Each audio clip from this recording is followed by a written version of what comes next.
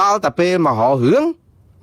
ងក្រុមគេដែលខំប្រឹងប្រដឹងវិញឧទាហរណ៍ដូចជាលោកមួនពេជ្រដែលខំប្រឹងឃើញខ្មែរយើងតឡារដ្ឋាភិបាលអត់ព្រមប្រដឹងសោះបាត់ល្មើសមានអស់ហើយគ្នាប្រមូលស្នាមមេដៃបានជិត100,000នាក់យកទៅដាក់តុលាការព្រំប្រទានអន្តរជាតិអស់លោកស្រុកខ្មែរនឹងនិយាយពីប្រកែច្បាប់ស្រាចោលមកសៀតអត់បានការអត់ជ្រុះបល័យទាន់ជ្រុះបល័យពីក្បាលទៅមិនដឹងក្បាលកតុយអីផងទេក៏ប៉ុន្តែគាត់ចង្រៃស្អីឲ្យអត់ជ្រុះបល័យពីក្បាលនេះខ្ញុំកំពុងតែឆ្ងល់នៅពេលដែលយើងអត់ព្រមប្តឹងគ្រប់រឿងដែលគេលួចរបស់យើងចង់ហោចអស់ហើយនេះហើយយើងអត់ធ្វើហើយទៅប្ររឿងនេះអត់បល័យពីក្បាលវិញមានបល័យអត់បល័យអីវាអត់សំខាន់ទេបងប្អូនសំខាន់គឺគេជួយស្រែកចោលលួចអបអសាទរគេទៅហេតុអីបានជាយើងទៅនាំគ្នាជេរបចោបតិចផ្ដាសាអ្នកដែលនាំគ្នាដែលកំពុងតែស្រែករឿងចោលលួចហើយនាំគ្នាម្ចាស់ផ្ទះម្ចាស់ទ្រព្យមិនប្តឹងចោលលួចគ្នាអ្នកចិត្តខាងឃើញបែបនេះនាំគ្នាទៅប្តឹងទៅព្រោះម្ចាស់ផ្ទះនេះមើលទៅប្រហែលជាម៉ូបាំងអស់ហើយលែងប្តឹងលែងអីហើយចោលលួចខ្ទេចខ្ទីអស់ហើយទ្រព្យគាត់អាណិតគាត់នាំគ្នាជួយប្តឹងទៅរករឿងអាអ្នកនាំគ្នាជួយប្តឹងរឿងទ្រព្យបាត់នឹងទៅទៀតតើប្រជាពលរដ្ឋខ្មែរប្រមាណអ្នកដែលមិនមើលឃើញអំពីភាពដែល logic បែបនេះណាតើយើងទៅបោកប្រជាពលរដ្ឋប្រមាណអ្នកទៀតដែលបានគិតថាទង្វើដែលពួកក្រុមនៅក្រៅប្រទេសធ្វើនេះជាអំពើក្បត់ជាតិនោះយើងទៅបោកគេឲ្យគេជឿអញ្ចឹងកើតទេបងប្អូនសូម្បីតែអ្នកគ្រប់គ្រងរដ្ឋាភិបាលផ្កាប់មុខឬក៏ប្រជាពលរដ្ឋដែលគ្រប់គ្រងគណៈបកប្រជាជនផ្កាប់មុខកន្លែងណាក៏មើលឃើញកន្លែងនេះទៅជឿតាមអាការឃោសនាប្រជាពិធនឹងមិនឃើញសោះដោយសារអីការបោកបញ្ឆោតបែបនេះវាធ្វើឲ្យប្រជាពលរដ្ឋស្អប់រដ្ឋាភិបាលកាន់តែខ្លាំងទៅវិញទេ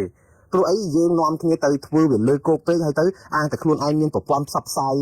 ដេកដោះបាត់ផ្សារចេះតែបច្ចេកបច្ចាអីគេបានស្រាច់ចិត្តជាងតែយើងដោះស្រាយបញ្ហាជាតិអធិបតេយ្យជារឿងចេកវិស័យស្ពុតទៅវិញរឿងប្រព័ន្ធភ្នំឲ្យលោកយករឿងគេខ្សែក្បាច់យកមកជ័យធ្វើដូចថាសម្បើមកដូចថាទម្លាក់គេតម្លៃជាតិយើងប៉ុណ្ណាណៃយកមកជជែកជេរម្រាយគ្នាទៅរករឿងគេអ្នកប្តឹងឥឡូវរករឿងលោកមួនពេជ្រមិនទាន់ចប់ទេមកដល់រករឿងក្រុមអ្នកដែលដាក់ភាកប្តឹងទៅតុលាការព្រមទាំងនាយកទទួលអន្តរជាតិរឿងផែនទីនេះទៀតអ្នកខ្លះនឹងទៅកកោកកាយថាលោកអ៊ុំសំអាននឹងរាប់ឆ្នាំហើយមកនិយាយរឿងព្រំដែនទឹមទៅយកផែនទីពីបណ្ណាល័យសភាអាមេរិក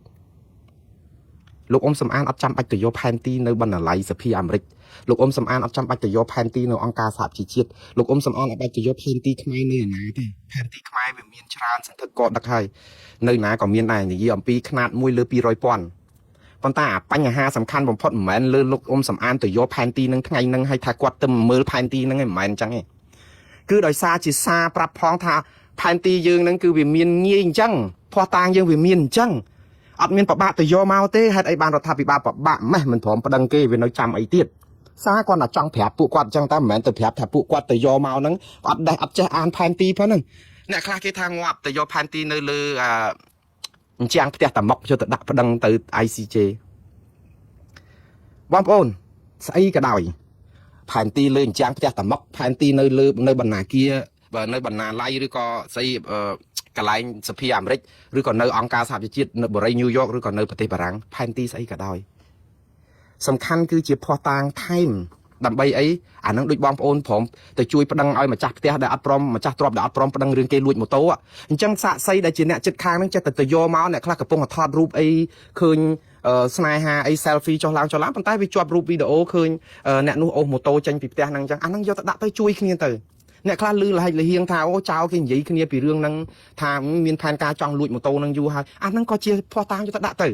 ហើយអ្នកខ្លះគេលឺខ្សឹបខ្សៀវគ្នាថាក្រុមគ្រួសារហ្នឹងជាចៅយូរហើយអញ្ចឹងអាហ្នឹងក៏យកជាភ័ស្តុតាងដាក់បន្ទុកដើម្បីឲ្យដឹងចរិតចៅនោះវាចង់ទៅលួចអញ្ចឹងទៅអាហ្នឹងជួយគ្នាអញ្ចឹងថាបងប្អូនមានរឿងអីចាប់ផ្ដើមយើងនាំគ្នាទៅអារូប selfie ហ្នឹងឃើញចៅហ្នឹង AI ឯងកុំយកមកអីហ៎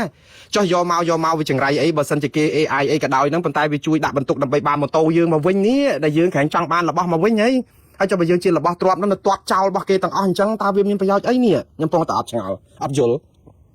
តែយើងចង់ស្វាគមន៍គេទៅគេធ្វើអីធ្វើទៅហើយជួយគ្នាទៅហើយអស់លោកប្រឹងធ្វើទៀតទៅកសាងសំណុំរឿងអីខ្លួនលោកទៀតទៅកុំតែអាឡ័យតែរវល់យកដុំថ្មចោលឆ្កែខ្ញុំមិនចាត់ទុកក្រុមប្រឆាំងជាឆ្កែជាឆ្មាយទេបងប្អូនក៏ប៉ុន្តែទ្រឹស្ដីមួយគឺថាអស់លោកកំពុងតែរវល់រើសដុំថ្មចោលឆ្កែដែរ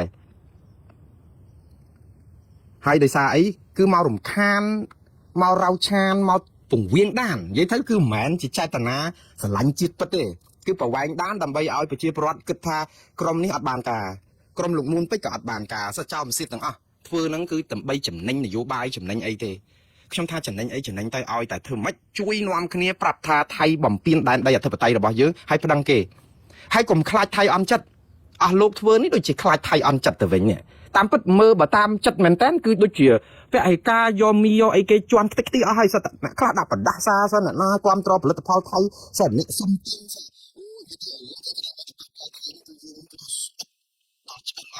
តាមពិតទៅបើយើងមើលយុទ្ធនាការតែដល់ហើយដូចជាស្អំចិត្តថៃវិញណាតែខ្លាចថៃខឹងអាមិនម្ដងនេះដល់ប្តឹងគេព្រោះមកទាញខាងគណៈបកប្រឆាំងឬក៏ខាងក្រុមដូចលោកមូនពេជ្រអត់ឲ្យប្តឹងថៃទៅរៀង